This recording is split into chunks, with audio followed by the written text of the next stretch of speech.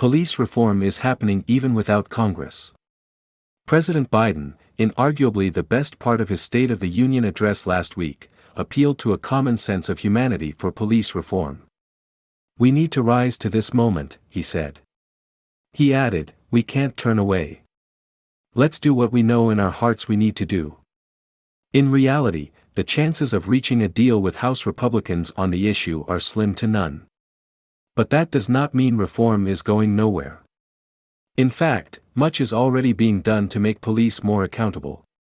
States and localities have the greatest role in policing, and they are proceeding with their own reforms. As of January 2021, the National Conference of State Legislatures reported, statutory law enforcement training requirements are in place in at least 48 states and the District of Columbia. These laws require law enforcement personnel statewide to be trained on specific topics during their initial training and/or at recurring intervals described by statute as in-service training or continuing education. Some training requirements are directly focused on the sort of abuses that have led to police killings. For example, the NCSL reports, Tennessee requires law enforcement be trained annually on proper procedures to respond to persons with mental illness, and 26 states mandate some form of bias reduction training.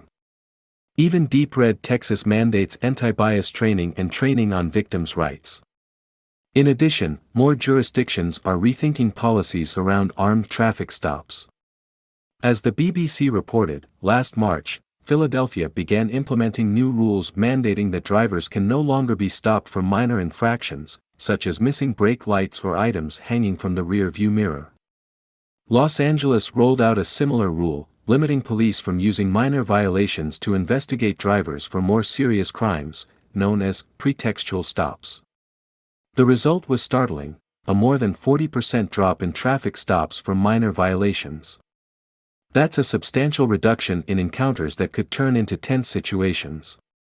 Moreover, the administration is taking important steps toward reform even without Congress.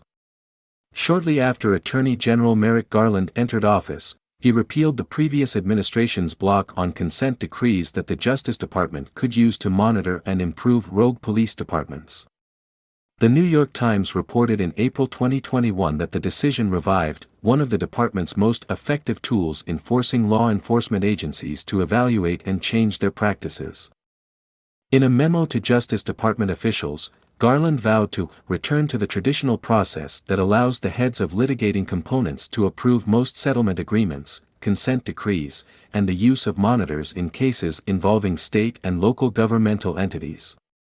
He explained that these mechanisms apply in cases of ongoing, egregious or widespread violations of the law. And the administration has followed through.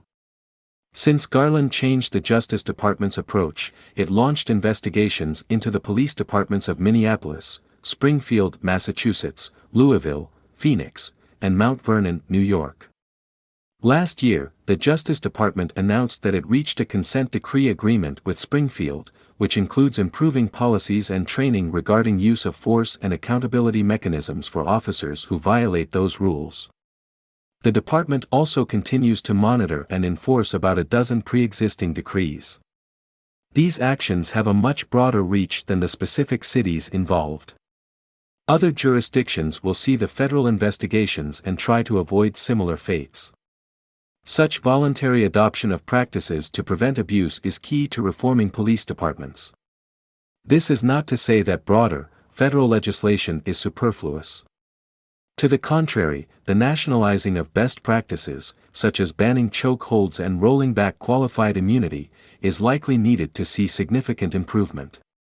While it is difficult for the media to break free of their hyper-focus on the President and Congress, the day-to-day work of reforming police goes on every day. With the right leadership, the entire country might enjoy substantial improvement.